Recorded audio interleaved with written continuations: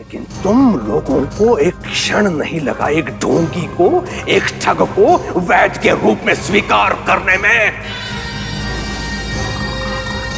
क्या यही है मेरे इतने वर्षों की सेवा का फल?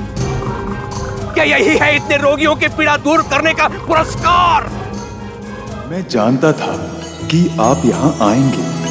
आपके चरणों का स्पर्श पाकर अपार सुख की अनुभूति हो रही है। मुझे आदेश करिए, मैं किस प्रकार आपकी सेवा करके धन्य हो सकता हूँ। शिरडी और उसके आसपास के लोगों की पीड़ा, उनके दुखों, उनके रोगों को दूर करने के लिए आपकी इन वनस्पतियों की आवश्यकता है। मेरे पास जो कुछ भी है उसे आपकी सेवा में समर्पित करता हूँ साईं। अपने खाने पीने का ख्याल रखिएगा और कोशिश कीजिएगा कि कल गांव में जो पूजा है उससे पहले आप आ जाएं। हाँ, मैं सामान बेच के जल्दी आ जाऊंगा, तुम चिंता मत करो।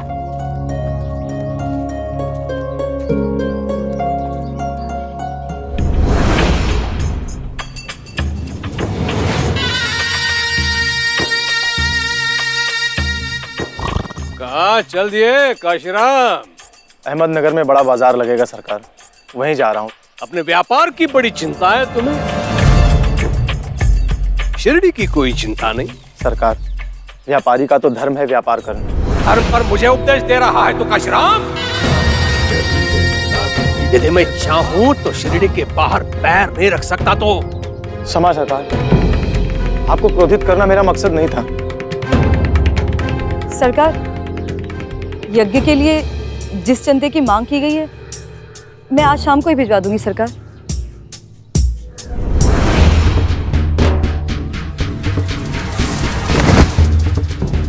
काशीराम जी के हिस्से का चंदा हम अभी वसूल कर लेते हैं। क्यों सरकार, क्या कहते हो आप? बहुत ही अच्छा विचार है। हरिओम। सरकार, सरकार, हरिओम। अभी के लिए इतना काफी है, बाकी का चंदा घर आकर ले लेंगे।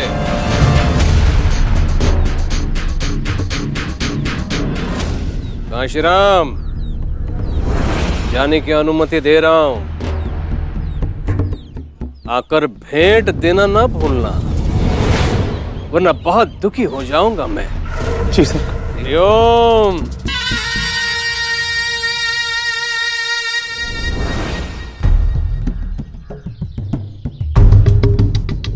जंगल से जा रहे हो ना काशीराम? संभल के जाना। हाँ, मैंने सुना है डाकुओं का नया गिरोह आ गया है। उन्हें जो भी सामान दिखता है लूट लेते हैं।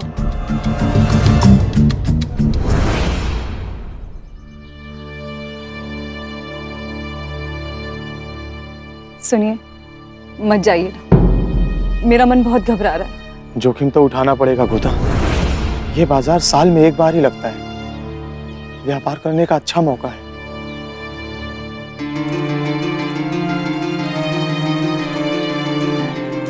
हे खंडोबा, इनकी हर मुसीबत से रक्षा कीजिएगा। लोगों का जाना आना बंद होगा जंगलों से, तो हम डाकुओं का क्या होगा? दिन भर से कोई हाथ ही नहीं लगा। अगर आज कोई नहीं मिलता है तो हमें बाहर जाकर गांव ही लूटने पड़ेंगे। तुम लोग अगर अपनी बकबक बंद करके थोड़ा सतर्क रहते तो 2 दिन पहले जो चूक हुई थी वो नहीं होती। डाकुओं के हाथों से लोग अगर ऐसे ही बच के निकलते रहेंगे तो डाकुओं का डर ही निकल जाएगा।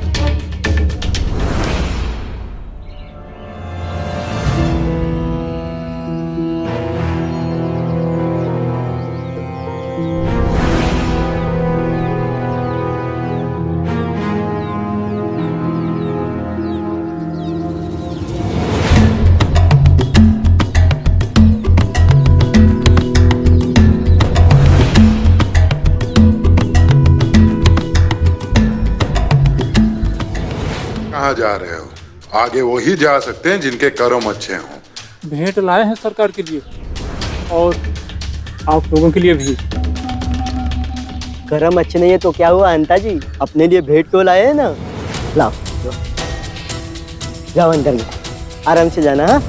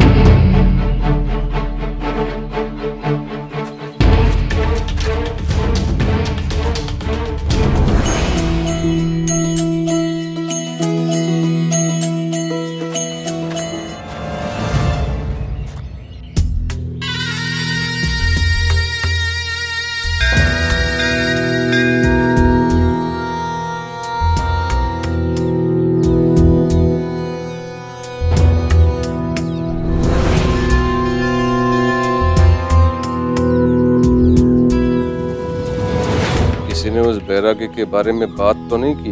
नहीं सरकार, सबके दिमाग में तो अब पूजा और यज्ञ ही घूम रहा है। सबने चंदा जो दिया है। अरे ओ, मैंने कहा था ना, लोग बड़े स्वार्थी होते हैं। खुद पर आए तो दूसरों के बारे में नहीं सोचते हैं। आप महान हो सरकार, पूरे शिरडी के एकमेव पालनहार आप ही तो हो। हरिओम।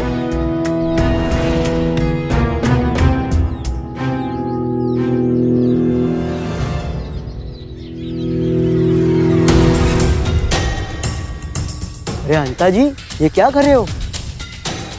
इस महापूजा में लगने वाली सामग्री सबसे ज्यादा इन्हीं के घर से तो आई है, तो सबसे पहले इन्हीं का हक बनेगा ना। आइए, पधारिए। कहने को पूरे गांव की पूजा है, सामान सारा हमारे घर से लूट कर लाया गया है। पाप किसी का ढूंढना पड़ रहा है हमको। चल।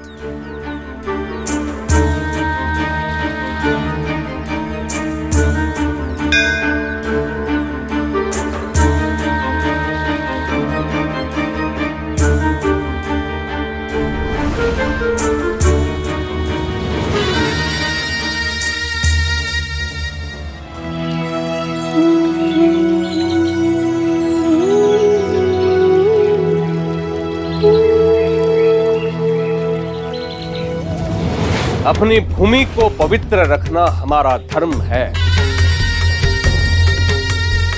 तंत्र मंत्र जादू टोना करने वाले शिरडी से गुजरते रहते हैं,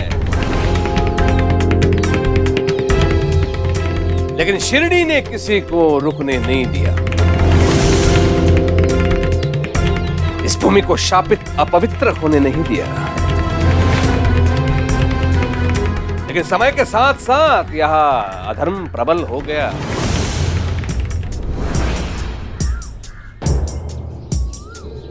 इस भूमि को नकारात्मक ऊर्जा से मुक्त रखने के लिए आज हम अग्निदेव को प्रसन्न करेंगे, ताकि वो हमारी पुकार देवताओं तक पहुंचाए और देवता इस भूमि को पुनः पवित्र करने की कृपा करें। हरिओम। गांव वालों के सामने साईं का नाम नहीं ले रहे हैं, पर मुझे पता है आप किसकी बात कर रहे हैं। ना ही वो ढोंगी है, ना ही वो शिरडी छोड़कर भागा है। साईं ने मुझसे एक वादा किया था और वो वापस जरूर लौट कर आएगा।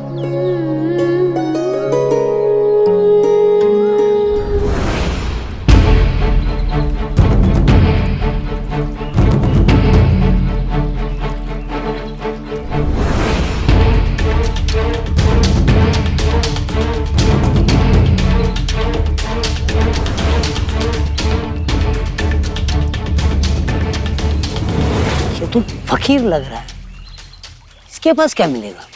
आजकल फकीर ही बहुत कुछ छुपा के रखते हैं। इसके पास कुछ ना कुछ मिलेगा, अगर नहीं मिला तो मरेगा बेचारा। इसे मारकर क्या फायदा? भाई, लोगों में यह चेतावनी जाना जरूरी है कि जब भी डाकू मिले उससे बचने के लिए उनके हाथ में धन होना चाहिए। इसके बाद कोई भी यहाँ से गुजरेगा खाली हाथ नहीं गुजरेगा।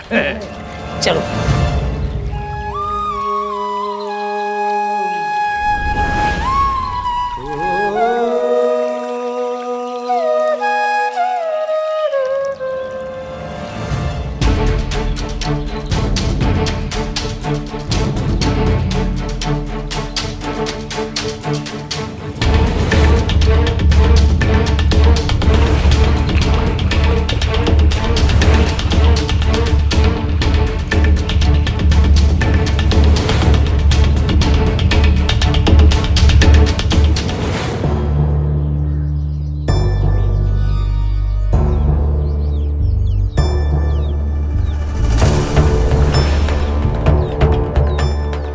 क्या बात है भाई साहब, आप ठीक तो हैं?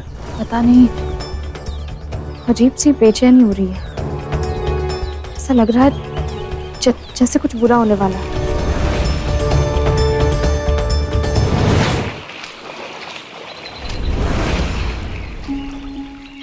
कहाँ भटक रहे हो?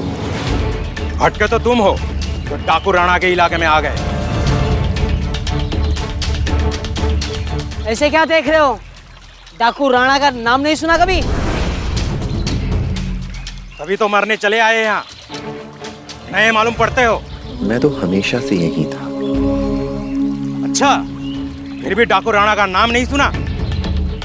डाकू राणा इस जंगल का राजा है, राजा। वही फैसला करता है इस जंगल में कौन जिएगा कौन मरेगा। लोग उनके नाम से कांप उठते हैं। चलो निकालो जो भी तुम्हारे पास, सामने रख दो। देने के लिए अमूल्य धन है मेरे पास, लेकिन उसे सामने नहीं रखा जा सकता, उसे स्पर्श नहीं किया जा सकता, उसे देखा नहीं जा सकता, उसे केवल महसूस करना होता है, आत्मसात करना होता है। नगरू, सरजा, लेकर आओ उसे। लो, आ गया बुलावा।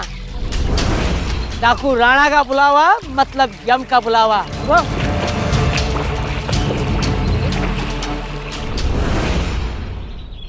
पूजा की तैयारियां हो चुकी हैं, आइए आसन ग्रहण कीजिए।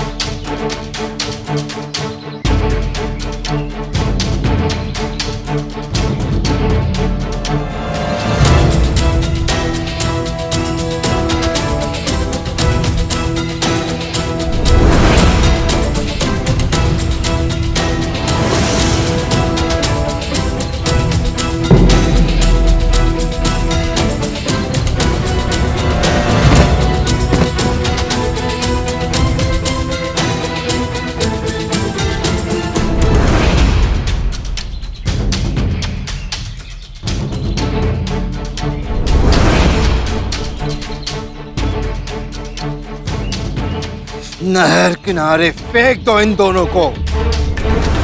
जानवर पानी के साथ साथ खाना भी खा लेंगे।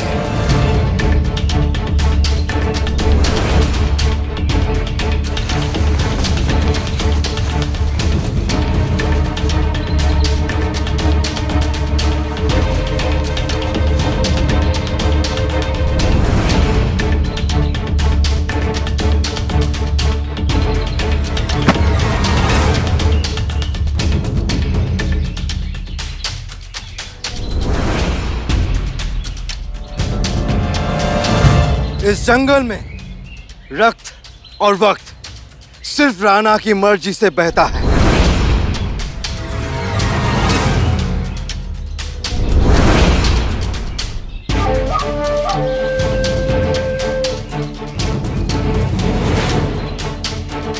आंखें नीचे कर।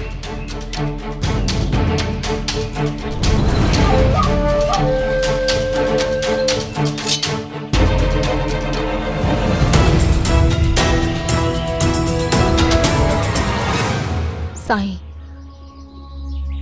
जरूर मेरी ये घबराहट साईं के लिए है।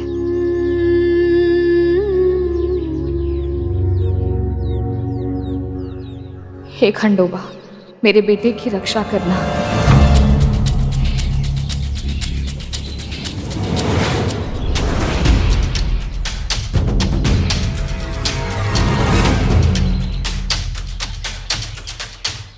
अपने सच की रोशनी से डरते हो या झूठ के अंधकार से?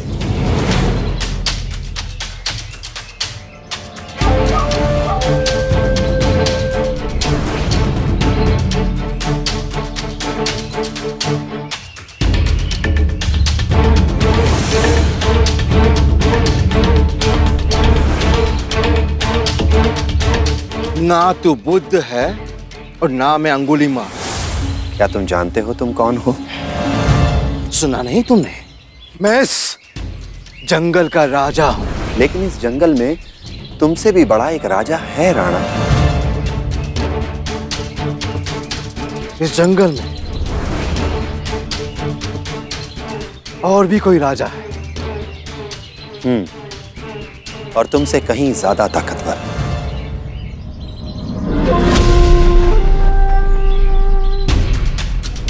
अगर ये बात सच हुई तो मैं तुम सबको मार दूंगा।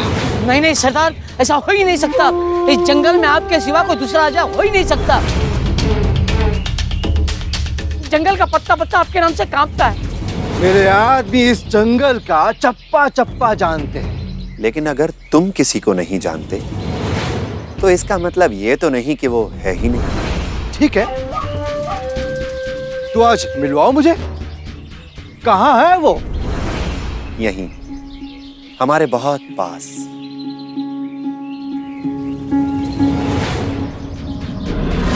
ये कैसा राजा है हा? जो दिखाई नहीं देता। तुम अपनी आंखें बंद करो और उसे मन से याद करो, वो जरूर दिखेगा। खेल खेल रहे हो हमारे साथ? नहीं राणा, मैं सच कह रहा हूं। तुम अपनी आंखें बंद करो और उसे मन से याद करो, वो जरूर दिखेगा। ठीक है, तेरे मरने से पहले ये खेल भी खेल लेते, बहुत मनोरंजन होगा। वैसे भी तेरे पास देने के लिए कुछ नहीं है। मैं अपनी आंखें बंद करता हूं। मेरे मन की आंखों में अगर वो राजा दिख गया तो बहुत अच्छा, लेकिन अगर वो राजा नहीं दिखा तो मैं तेरा गला काट दूंगा।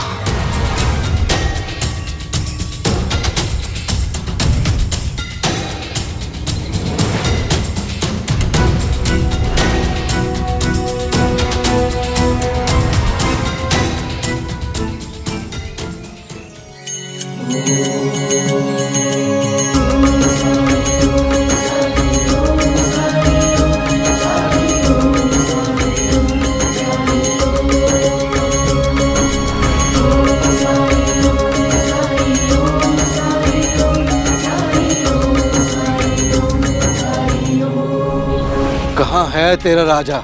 मुझे दिखाई क्यों नहीं देता?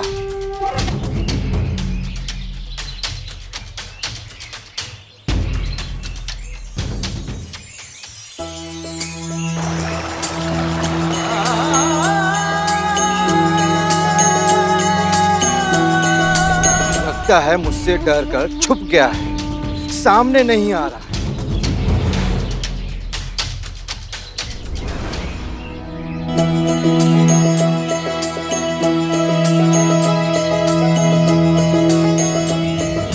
मुझे बेवकूफ बनाने की कोशिश में तेरा गला कटने वाला है। ये क्या फालतू के पेड़ पौधे दिखा रहा है? अब तू खेल हार गया है, अब इसकी सजा मिलेगी।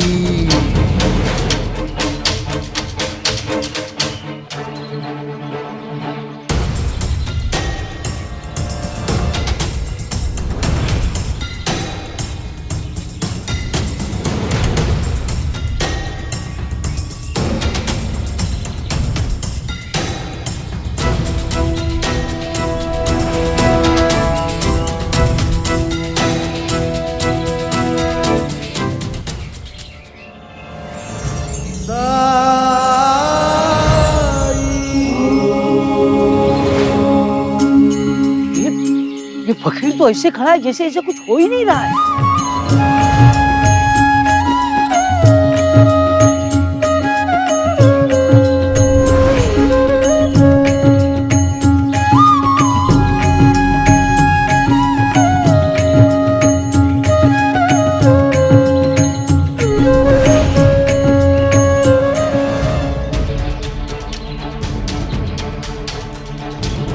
राणा की कुल्हाड़ी किसी को छू भी जाए तो खून की नदियां बहा देती है। फिर इसके शरीर से खून की एक भी बूंद कैसे नहीं बही? ना रक्त तुम्हारा और ना वक्त तुम्हारा। मेरे एक इशारे की देर है।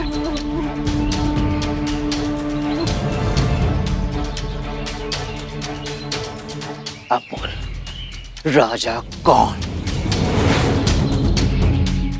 शस्त्र की धार पर जो राज करे उसे राजा नहीं कहते राणा। राजा तो वो है जो अपनी प्रजा की सेवा करे, उनकी रक्षा करे, भयभीत नहीं बल्कि अपनी प्रजा को भय मुक्त कर दे। उनसे कुछ ले नहीं बल्कि अपना सब कुछ अपनी प्रजा को दे दे।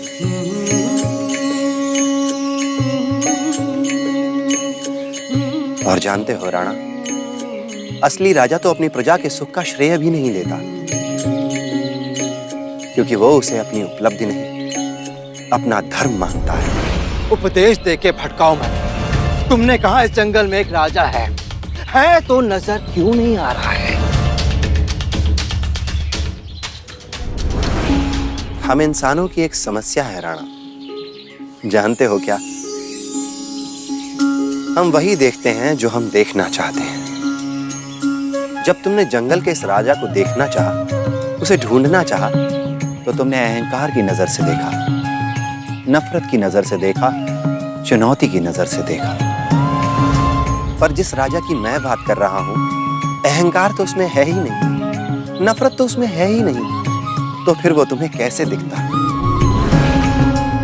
आदर्श राजा वो है जिसकी करुणा, जिसकी अच्छाई, जिसका प्रेम राज्य के कण कण में प्रजा के उद्धार में साफ नजर आए, जो प्रजा के सम्मान, प्रजा की सुरक्षा, प्रजा के सुख में साफ प्रतिबिंबित, परिभाषित, वही राजा है। इसीलिए जब तुमने जंगल के इस राजा को देखने की कोशिश की, तो वो तुम्हें इस जंगल के पेड़, पौधे, पक्षियों के खिलते हुए चेहरों में नजर आए, उनके रूप में नजर आए, और तुम इस जंगल के देवता, वन देवता की महिमा को देखकर भी देख नहीं सके। बताओ राणा, दोष किसका है? देखने वाले का या दिखाई देने वाले का?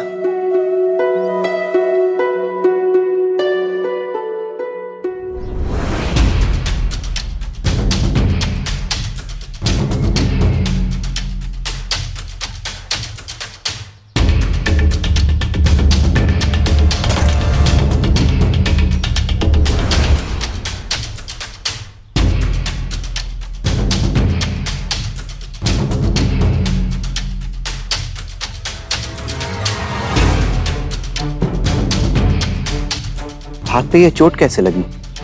छोड़ो मेरा हाथ।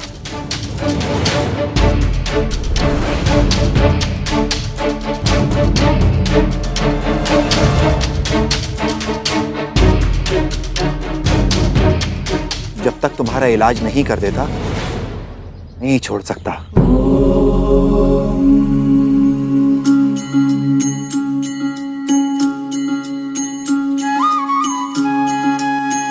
बैठो यहां। हाथ छोड़ो मेरा। मैंने कहा यहां बैठो।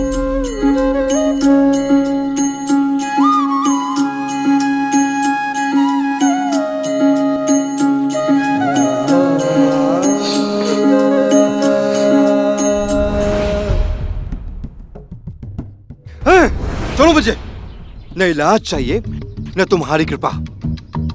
कौन हो तुम? क्या कर रहे हो तुम मुझे? जाओ, माफ किया तुम्हें। चले जाओ ऐसे। चलो सब ऐसे जाओ।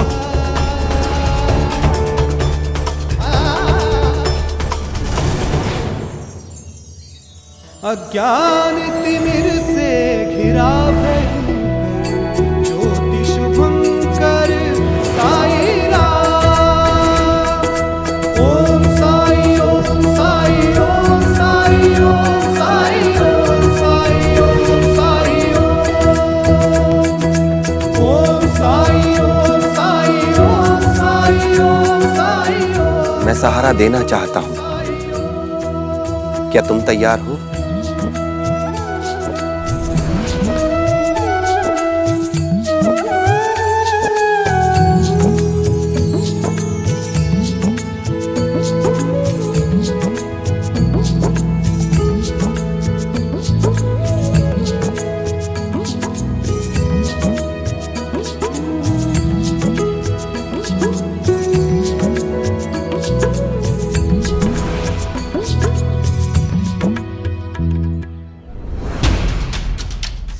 किरदार तो वापस फकीर की तरफ खींचे चले जा रहे हैं। ये हो क्या रहा है?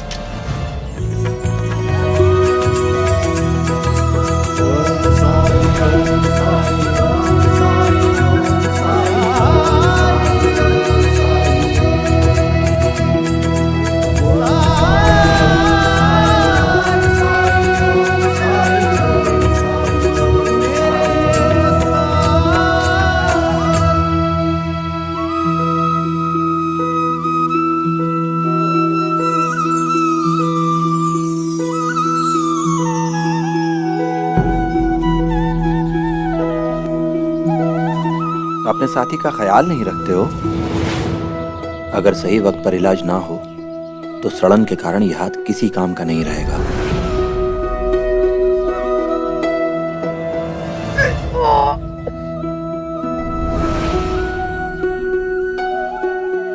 कभी कभी दर्द दवा बनकर आता है और कभी दवा दर्द बनकर। लेकिन जो भी हो, मकसद दोनों का एक ही है, तकलीफ का दूर होना।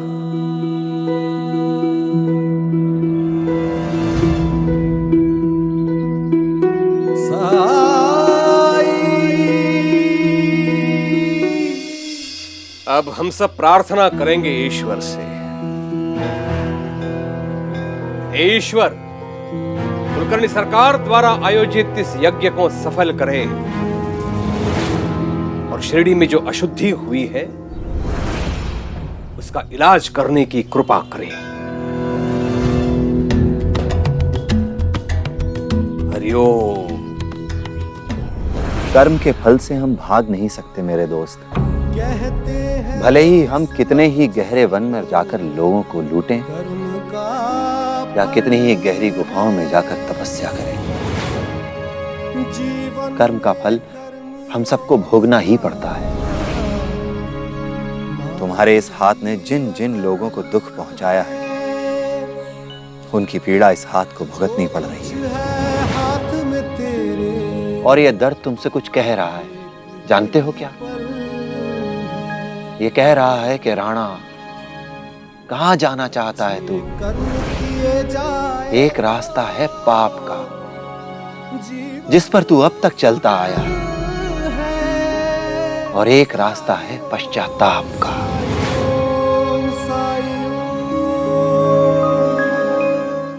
अग्नि प्रज्वलित कीजिए।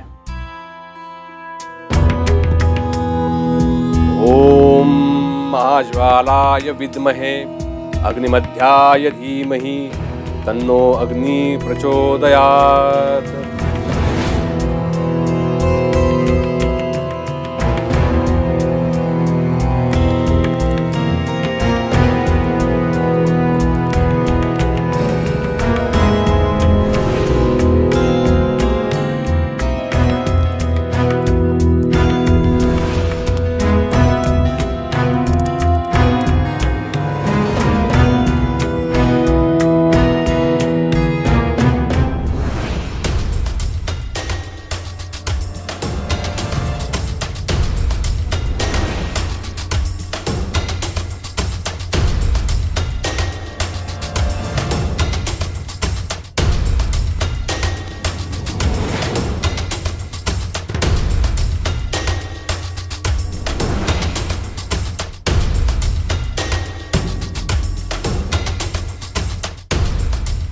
ये लकड़ी गीली है। कौन लाया ये लकड़ी? धर्म के कार्य में बाधा उत्पन्न करने वाले को 100 कोड़े पड़ने चाहिए। बुलाओ उसे। लकड़ियां तो सूखी हैं।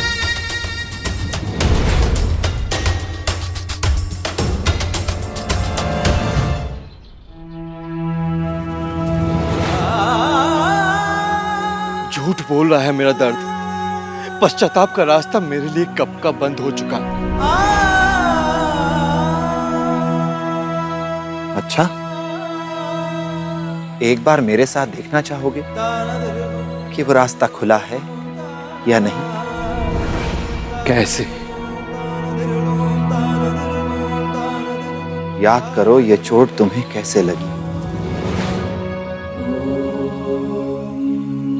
मेरे पास कुछ नहीं, मेरे पास कुछ कुछ भी नहीं मेरे पास कुछ नहीं विकराल कुछ भी नहीं है मेरे पास कुछ नहीं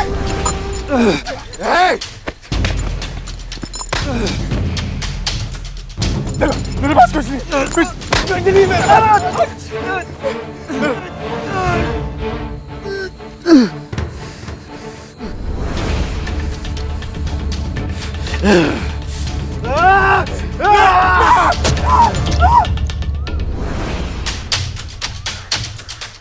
कुछ याद आया? कल रात वो व्यापारी, क्या जरूरत थी उसे अपनी हिम्मत दिखाने की? क्यों उसने सीधे सीधे अपना सारा धन हमारे हवाले नहीं किया? अगर वो मुझे धक्का नहीं देता तो उस एक पर अपने इस हाथ में लगी चोट को देखकर मुझे इतना गुस्सा आया कि मैंने उसी कुल्हाड़ी से, इसी हाथ से उसे मारा मैंने। पंता जी, इस हवन कुंड में मुझे अग्नि चाहिए, अग्नि। घी डाल के देखता हूँ सरकार।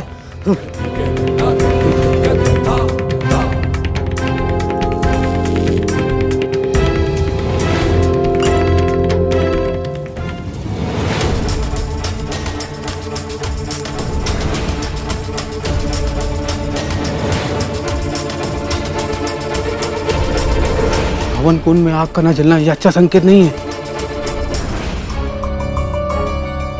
ये घी अशुद्ध है, शुद्ध खिलाओ।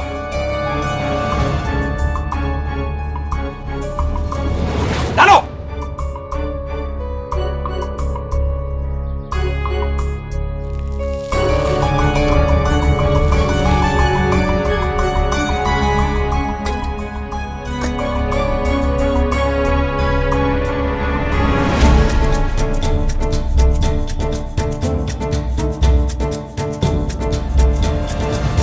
घी शुद्ध नहीं।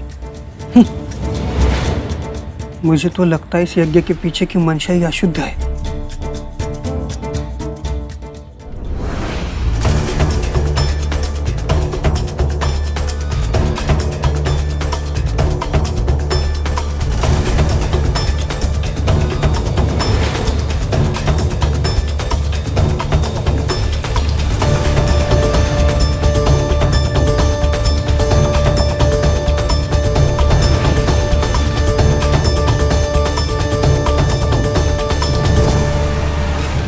खंडोबा ने एक माँ के विश्वास की लाज रखी है आज, और अग्निदेव ने प्रकट ना होकर ये सिद्ध कर दिया है कि साईं को उनका भी आशीर्वाद प्राप्त है।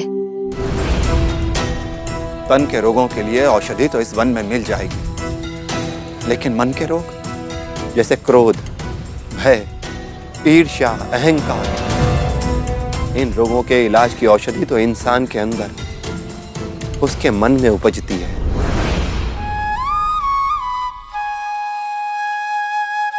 जरूरत है तो बस अपनी उस संजीवनी को खोजने की। कहाँ खोजूं? कैसे खोजूं? तुमने अपने मन में जो दीवारें उठा रखी हैं, उन्हें गिरा दो। उनके पार देखो, वहां तुम्हें वो लोग दिखेंगे तुम जिनसे हमेशा भागते रहे, चिढ़ते रहे, क्योंकि वो लोग तुम्हें हमेशा भलाई के रास्ते पे लाने की कोशिश किया करते थे। जैसे तुम्हारी माँ।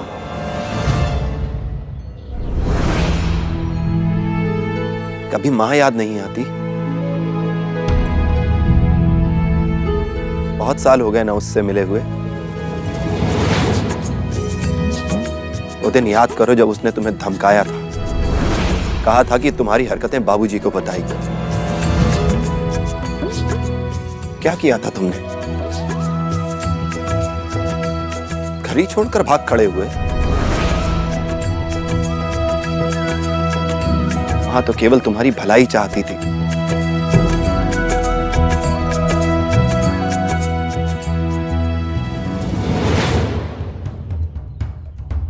ये क्या हो रहा है सरकार? कुछ कीजिए, तो लोगों का आप पर से विश्वास उड़ जाएगा।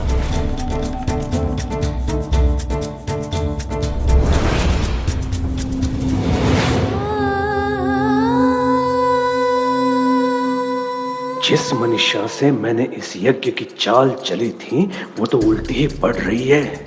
बड़ी अपमानजनक स्थिति बन गई है मेरे लिए। कुछ तो करना पड़ेगा। हरिओम।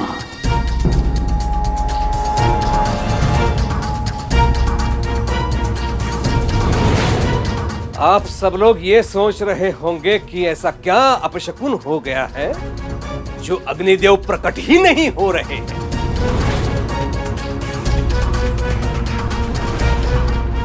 मैं बताता हूं आपको इसका रहस्य। शुभ कार्य में सब शुद्ध मन से सम्मिलित हो तो ही वो कार्य संपन्न होता है। लेकिन यहां एक स्त्री है जिन्हें शिरडी की शुद्धि चाहिए ही नहीं। हम यहां सब प्रसन्न हैं लेकिन ये दुखी खड़ी है, आंसू बहाती हुई, जैसे हम सब शत्रु हैं शिरडी के। जैसे शिरडी की भलाई का उत्तरदायित्व तो केवल इनका है। मेरे आंसुओं का कारण आप नहीं समझेंगे, क्योंकि ये आंसू प्रमाण है किसी की निर्दोषता के,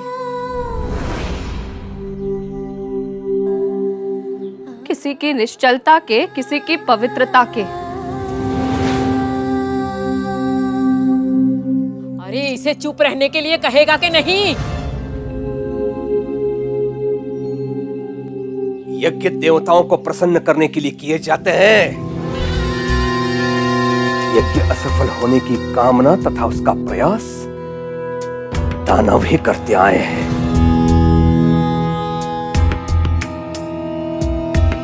मुझे लगा आप सब लोग शिरडी का भला चाहते हो, इसलिए मैंने सबको आमंत्रित किया। लेकिन ये मेरी भूल थी। लेकिन अब मैं ये यज्ञ नहीं करूंगा।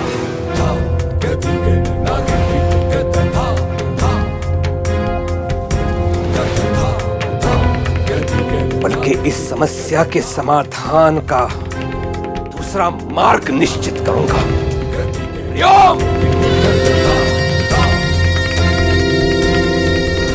अपनी पत्नी की आड़ में छुपकर मुझ पर वार किया है आपने अप्पा जी, ये मैं कभी नहीं भूलूंगा। हरिओम।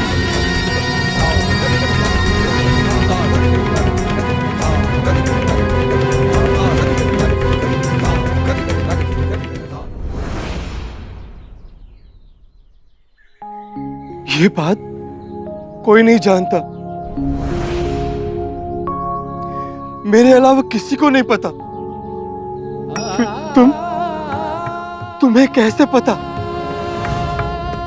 कभी सोचा माँ कैसी होगी, किस हाल में होगी, तुम्हारी राह देखती होगी? कितना कोसा होगा उसने अपने आप को उस दिन को जब उसने तुम्हें खो दिया था। कितना दुख सहा होगा उसने तुम्हें खोने पर। और क्या तुम्हारी मां को फक्र होगा कि उसका प्यारा लाडला बेटा बेखूंखार डाकू बन चुका है? तुम्हारे किए हर पाप में वो खुद को भागीदार मानती होगी। जितना दुख तुम्हें है, जितनी तकलीफ तुम्हें है, उससे कहीं ज्यादा तकलीफ तुम्हारी मां को है। एक तो तुम्हारी तकलीफ, ऊपर से तुमने जिन लोगों को लूटा मारा, उनकी तकलीफ भी सहेगी वो।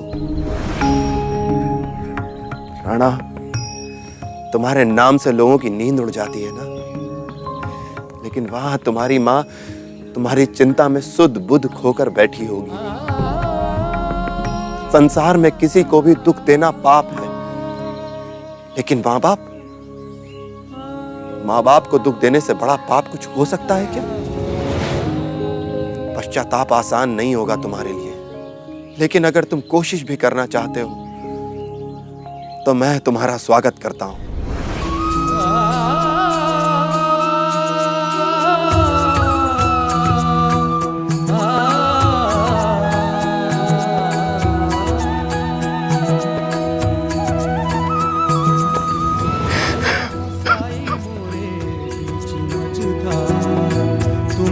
लगा दो साई तुम ये पार, थाम ले हाथ में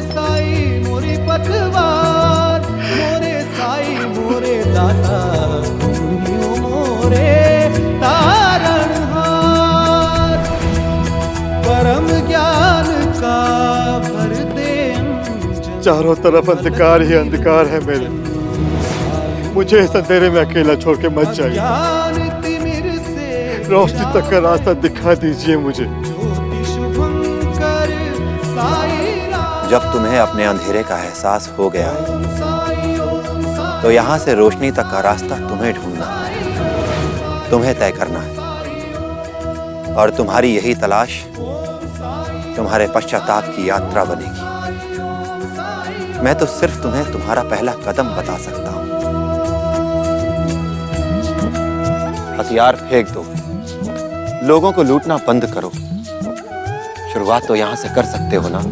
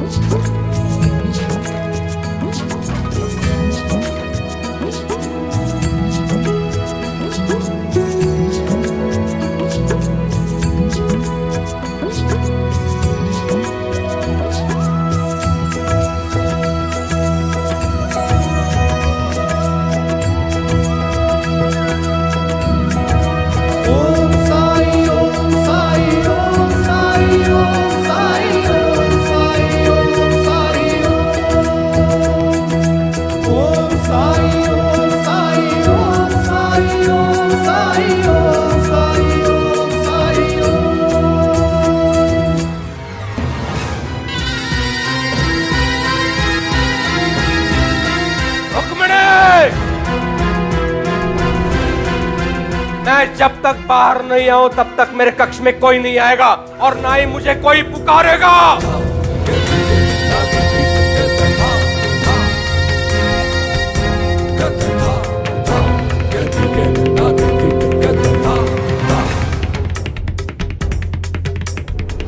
गाँव वालों, देखो इनको क्या हो गया, देखो इनको।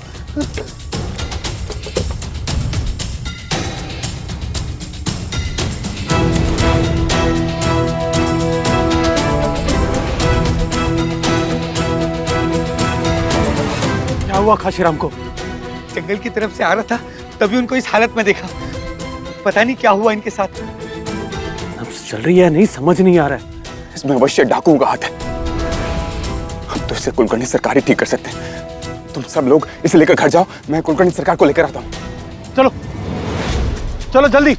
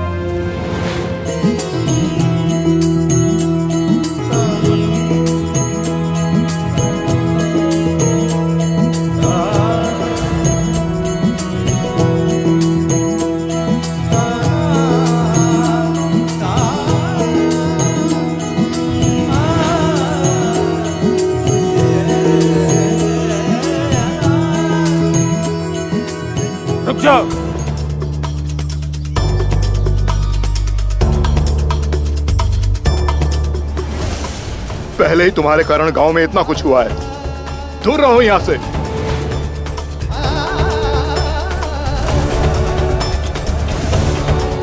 मैं यहाँ इलाज करने आया हूँ। शिरडी के वैद्य कुलकर्णी सरकार हैं, वही करेंगे मेरे भाई का इलाज।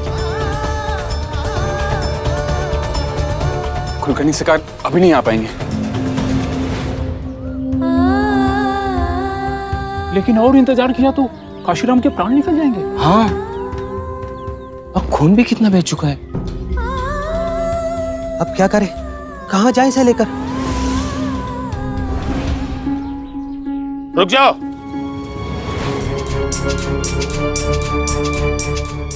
मैंने कहा ना मेरे भाई से दूर रहो। दादा, साईं पर विश्वास रखो। काशी के इलाज के लिए मैं सिर्फ और सिर्फ कुलकर्णी सरकार पर विश्वास करूंगा। मैं उनका इंतजार करूंगा। ये मेरा फैसला है। कोई और मेरे भाई का इलाज नहीं करेगा। दादा, काशी के पास इतना वक्त नहीं है कि वो आपके विश्वास की परीक्षा दे। स्थिति को समझिए दादा, भावुक होने की कोई जरूरत नहीं है। आपको कुलकर्णी सरकार के लिए रुकना है तो आप रुकिए, पर तब तक साई को इलाज करने दीजिए काशी का। इसमें नुकसान तो कोई नहीं है, अगर है तो सिर्फ फायदा। आइए साई।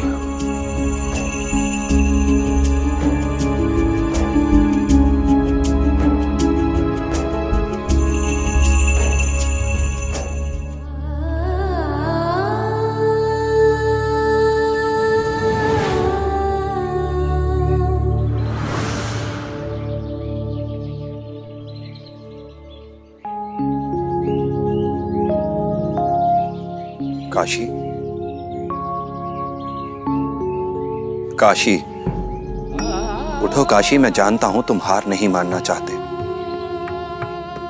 मैं जानता हूं कि तुम अपनी पत्नी, अपने परिवार, अपने भाई और इस शिरडी से बहुत प्यार करते हो।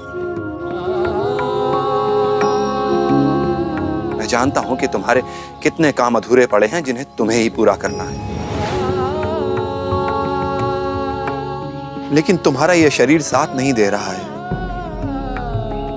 बहुत गहरी चोट लगी है ना काशी? हार मत मानो, हिम्मत से काम लो, हौसला रखो। अपने इस शरीर से हार मत मानो।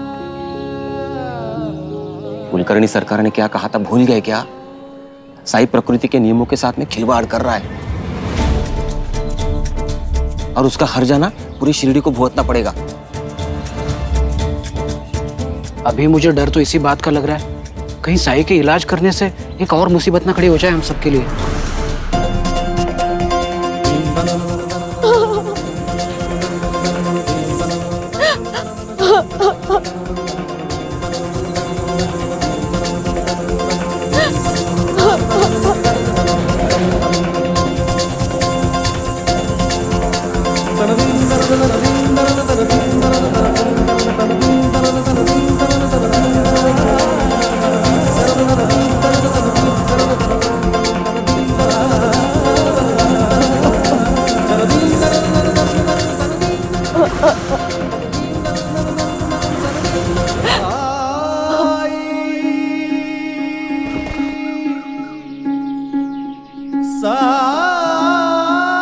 मुझे खरड़, गरम पानी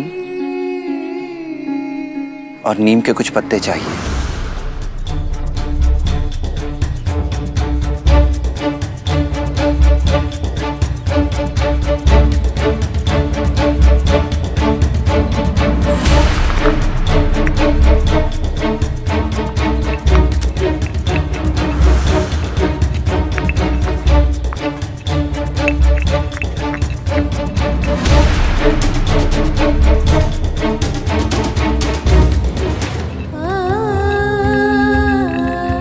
पाखंडी को मिलने के लिए घर से एक कदम भी निकाला तो तुझे तात्या की सौगंध है।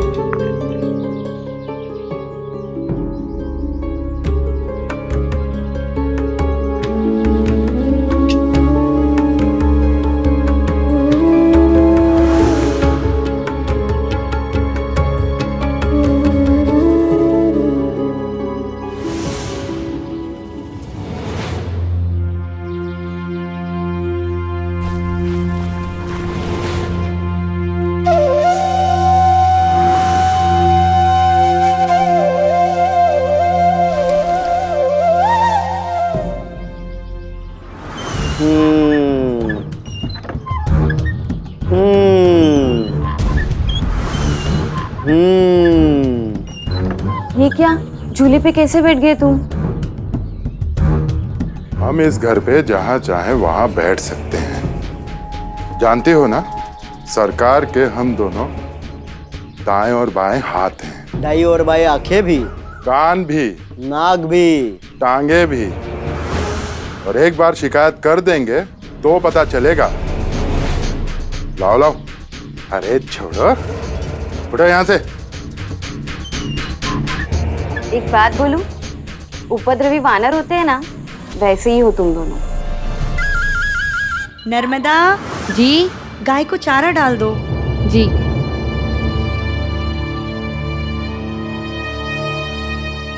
कौन आया था? किस पे चिल्ला रहे थे?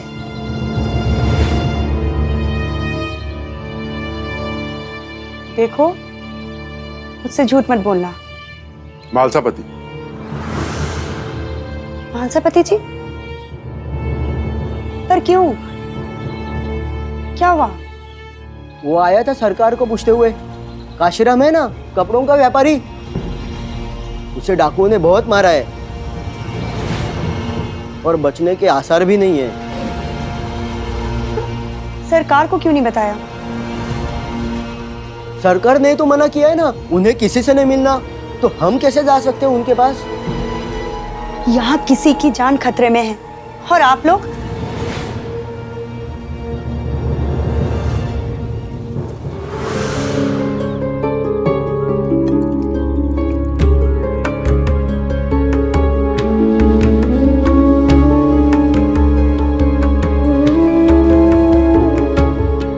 अगर मेरे भाई को कुछ हुआ तो देख लेना। दादा, साई को काशी का इलाज करने दीजिए। काशी के बचने की अब एक ही उम्मीद है और वो है साई। काशी को कुछ नहीं होगा। दादा, आपको कुलकर्णी सरकार का इंतजार करना चाहिए था। उनसे अच्छा वैद्य नहीं है कोई यहाँ। हाँ, लेकिन इलाज के लिए वैद्य का मौजूद होना भी तो जरूरी है ना। इलाज नहीं होने से तो अच्छा है कि जो हो रहा है वही बेहतर है। और आप तो जानते ही हैं, कुलकर्णी सरकार ऐसे किसी के लिए नहीं आते। उसी को सौभाग्य मिलता है जो उनके दाम दे सके। मोनी के पिता को भूल गए? सांप ने डसा था, सरकार ने उसको जिंदा कर दिया और फिर उनका इलाज भी तो पता है, एकदम रामबाण। और इस साई का क्या पता?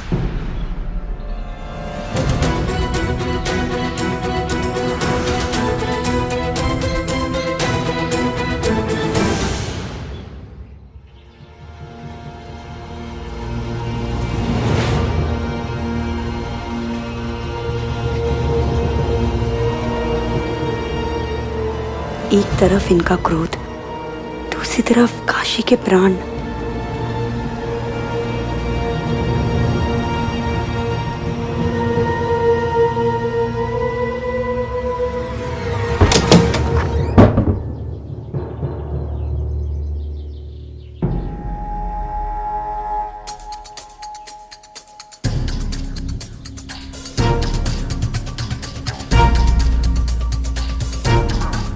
मेरे आदेश की अवमानना करने का उपयुक्त कारण नहीं होगा तो बहुत पछताएंगे। तो मैं जानती हूँ कि आप बहुत व्यस्त हैं, लेकिन मेरी जिम्मेदारी है आपको बताना। काशीराम के प्राण संकट में हैं और आप शिरडी के वैद्य, आपके अलावा यहाँ के लोगों की मुश्किलें और कौन दूर कर सकता है? दूर कर रहा है मुश्किल सरकार। काशीराम का इलाज कोई और कर रहा है सरकार।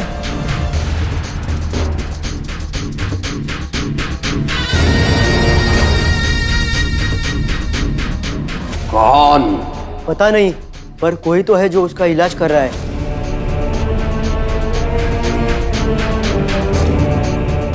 हरिओम। कैसे बुखार है अब तक? बुखार आए तो अच्छा है, इसका मतलब शरीर रोग से लड़ रहा है।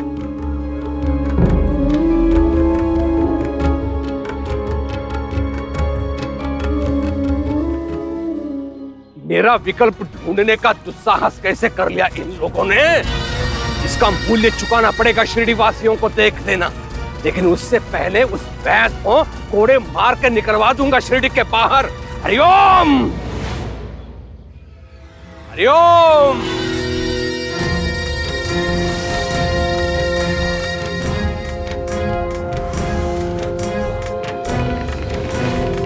कौन है जिसने मेरे शिरडी में काशीराम का उपचार करने का अपराध किया है?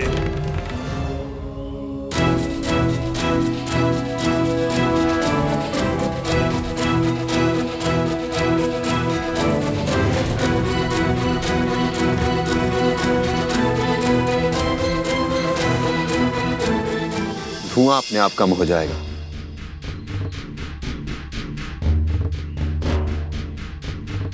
तुम दोनों ने तो कहा था कि साई तो। हमें भी कुछ समझ में नहीं आ रहा है सरकार। सरकार मैं जानता था आप जरूर आएंगे। काशी का इलाज केवल आप ही कर सकते हैं। बंद करो ये नाटक।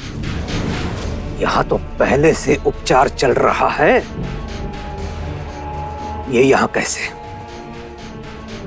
यहाँ इसे किसने बुलाया? जो लोग काशीराम की इस हालत के जिम्मेदार हैं, उनकी वजह से ही मैं यहाँ हूँ। लेकिन सरकार अब आप आ गए हो, काशी को कुछ नहीं होगा। क्या तात्पर्य है तुम्हारे कहने का दादा? क्या तुम्हें वैद कुवैद में अंतर पता नहीं है?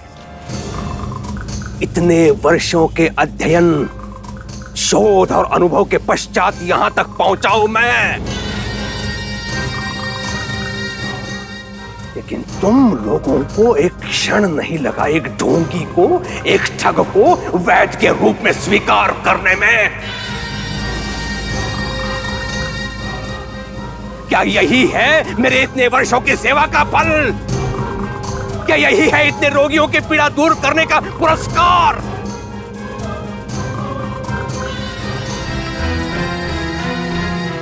अब सुन लो,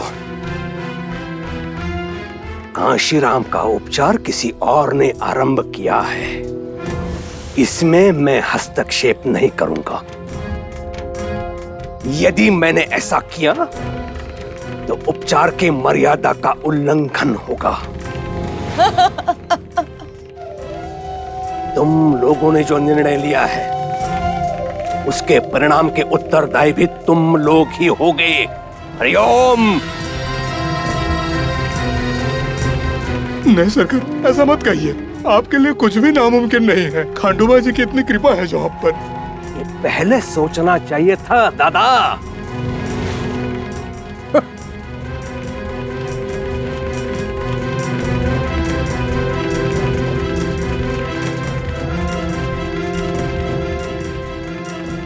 इसे जो लेप लगाया गया है इससे लाभ नहीं बल्कि हानि पहुंचा चुका है काशीराम को दादा। मुझे वेखंड चाहिए। वेखंड? इस उपचार में वेखंड? अद्भुत। घर में वेखंड नहीं है साई। प्याज तो होगा। हाँ, वेखंड नहीं है तो कांदा लाओ, कांदा नहीं है तो अदरक लाओ, अदरक नहीं है तो हरी मिर्च लाओ, हरी मिर्च नहीं है तो कोथिमीर लाओ। लाओ लाओ, घर में जो भी है लेके आओ।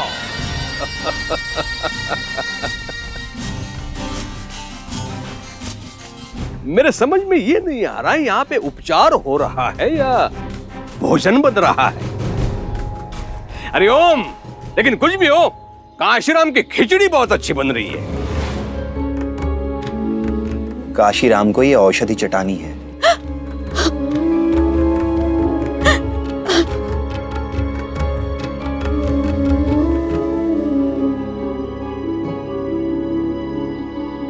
नहीं बचेगा। तेरे ढोंग से ये नहीं बचेगा, देख लेना।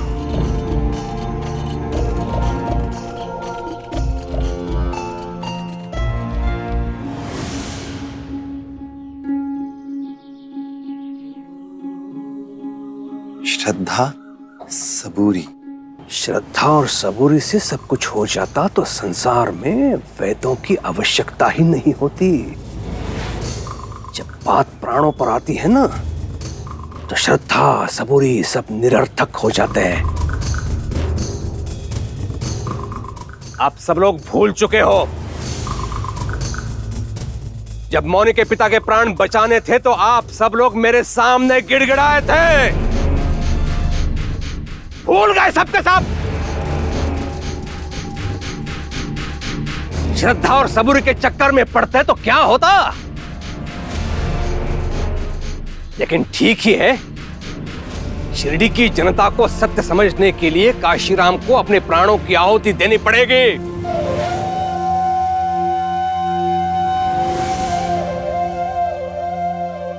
काशीराम का समय अभी पूरा नहीं हुआ है और ना ही उसके शरीर का उद्देश्य पूरा हुआ है।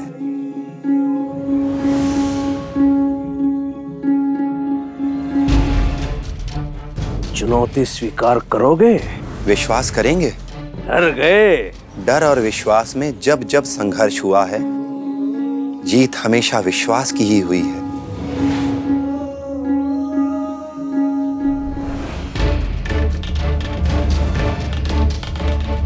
अपने वेद, अपने ज्ञान, अपने विवेक की उपेक्षा कर तंत्र मंत्र करने वाले पर विश्वास करो।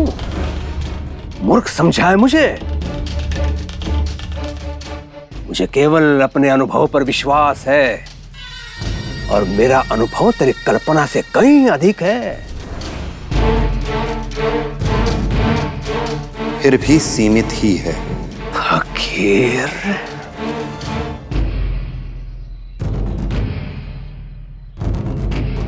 अगर हम जिंदगी के करिश्मे पर यकीन करना छोड़ दें तो इसमें समझदारी कैसी? जिंदगी के चमत्कारों पर अचंभित होना छोड़ दें तो शायद हम जिंदा ही नहीं हैं। बहुत कुछ है जिसका अनुभव होना अभी बाकी है। जिंदगी से बड़े ना हम थे, ना हम हैं, और ना ही कभी हो पाएंगे। हरिओम। अनुभव तो तुझे अब होगा जब काशीराम मरेगा और तेरा पाखंड सबके सन्मुख होगा। धक्के मार कर निकालेंगे यही लोग तुम्हें शिरडी से, देख लेना।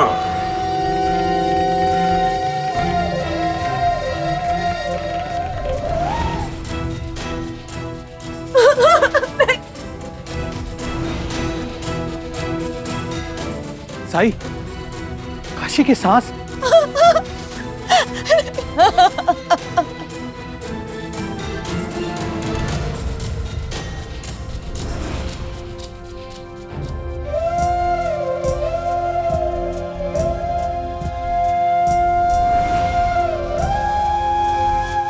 अब आप ही कुछ कीजिए, मेरे काशी को बचा लीजिए सरकार, मैं आपके पांव पड़ता हूँ। नाटक बनकर। साईं के उपचार में तुम्हारी छुपी मंशा दिखाई दे रही है मुझे। काशी की मृत्यु के पश्चात उसकी संपत्ति हड़पने की मंशा।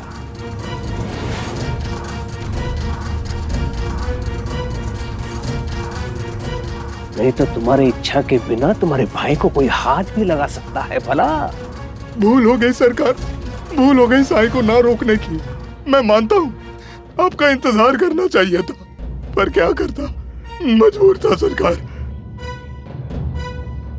पूरा शिरडी जानता है कि ये अपने भाई से कितना प्यार करता है। मेरा निर्णय था कि आपके ना आने पर साई उसका इलाज करे। हरिओम। तो कुलकर्णी सरकार का विकल्प आप चाहते हैं अप्पा जी? अच्छा है, बहुत अच्छा है। ठीक है, तो मैं प्रतीक्षा करूंगा। जब काशीराम की आंखें सदा के लिए बंद हो जाएंगी,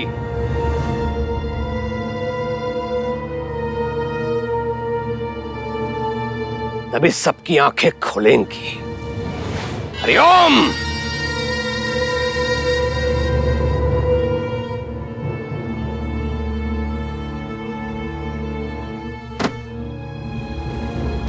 हरिओम।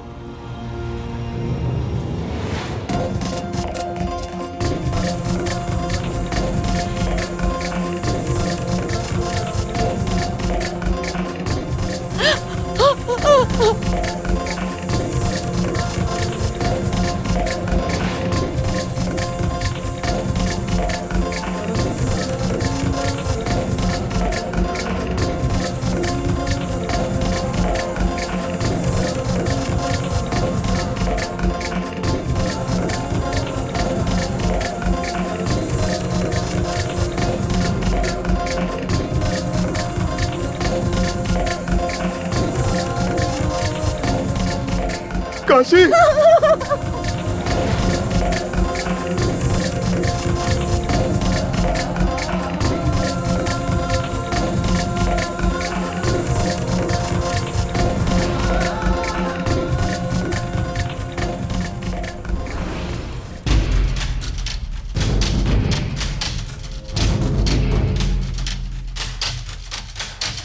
हरिओम।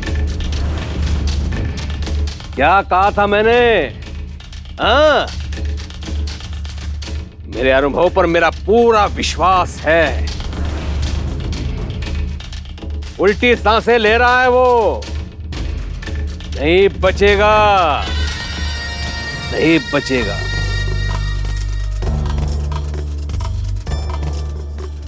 नहीं।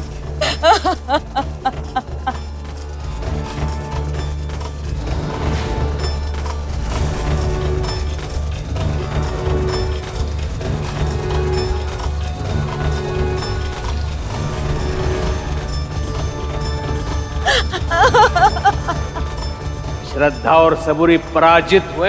हरिओम।